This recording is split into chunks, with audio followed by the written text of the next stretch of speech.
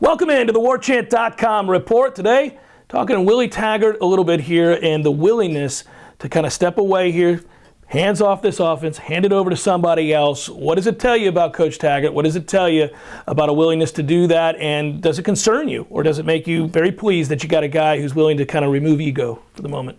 Well, I think you definitely can look at it two ways. There's no question. I think people are looking at it two ways. One way is you could say, well, wait a minute, we hired this guy because he's an offensive mind. He's put together really good offenses. He's a really good recruiter.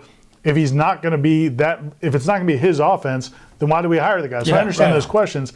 But at the same time, this is a short window of opportunity for Willie Taggart and for Florida State. I mean, you don't have, this isn't USF. You don't have 3 or 4 years to figure this out. I've really felt like this season, this offseason, Willie has to get it done. They don't have the option of working things out. So I think it's a smart decision on his part and Florida State's part.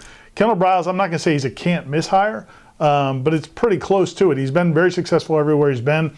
And it's not like Willie's going to completely just never know what's going on over there, right. but it is going to be Kendal Briles' offense, and I think it's a smart decision. So I think it's a smart thing to do. I don't know if he's thrilled about doing it. My guess is he'd probably prefer to do it the way he wants to do it.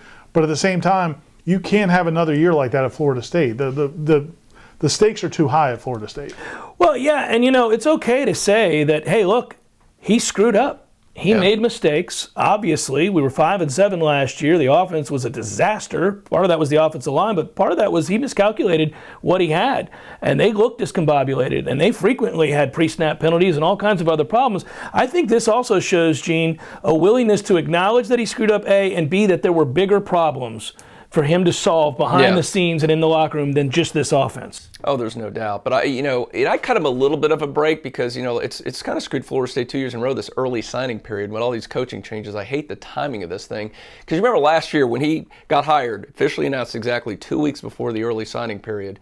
Well, he thought at the time he left Oregon, he thought he had Cristobal. Mm-hmm. He thought he had Jim Leavitt. You got your defensive coordinator, you got your offensive coordinator, you got your offensive line coach in Leavitt. He also thought he had Dugans, and that kind of bizarre, coming back now. That kind of fell apart there too. So I cut him a little bit of break, having his back against the wall the way he did. But you're right, acknowledging the mistakes, even though he was rushed into them. Obviously, a lot of the stuff did not work out well at all, and he's willing to do that because I think he sees in this short window, if we have a repeat of 2018 this year, I don't think he's here in 2020. I mean, if you play that badly from game 1 to game 12 and you finish with 5 wins, do you think Willie Taggart's here in 2020? No, I think it is him acknowledging that the window is closing and that you cannot have another disastrous campaign and that there are so many other factors in play that lead to that. I can't be bogged down worrying about the playbook, worried about this offense. Yeah. I've got too many other things to address right now. Again, you cut him a bit of slack because it was hurried and he had to come in, he had to salvage a recruiting class like you talked about, but then he also had to go and try to interview coaches. And obviously, he probably feels like he hit on some and missed on others, and now he's got to kind of rededicate himself to some of the other stuff. Yeah, and I think evaluating personnel is a big part of it. I mean, I think they missed, you talked about mistakes they made last year. I think one of the big mistakes they made is who they could count on, who they could depend on. And Willie Taggart talked a lot as the season went on about the culture, and some people kind of roll their eyes. They feel like that's nebulous. But I think it's a real thing, and I think the head coach's responsibility should be focused on that and focused on those types of things, a lot of the intangible things, getting the program where you want it to be, and coaching the coaches, making sure everybody's doing what they want you to do. I mean, you think about the mistakes that were on special teams last year that went seemingly unchecked. They never got fixed.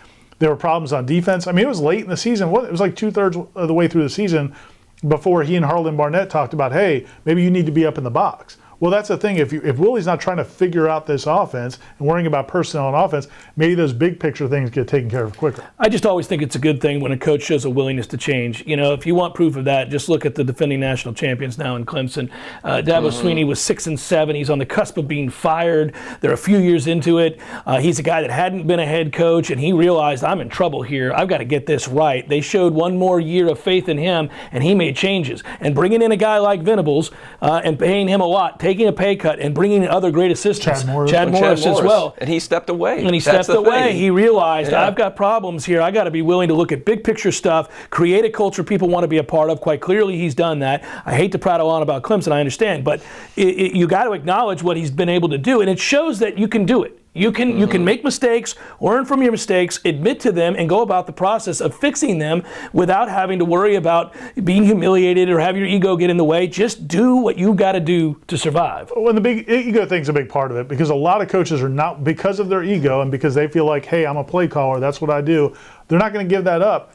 The fact that he's giving it up is a big sign. I think you're right. I mean, it shows some humility, not just a desire to get it right, but also some humility to feel like, hey, somebody else can do this too. I don't have to be the guy. And then maybe it also helps him in some of those in-game situations about what to review, what not to review, arguing with officials, things like that. Yeah. All of those things need improvement as well.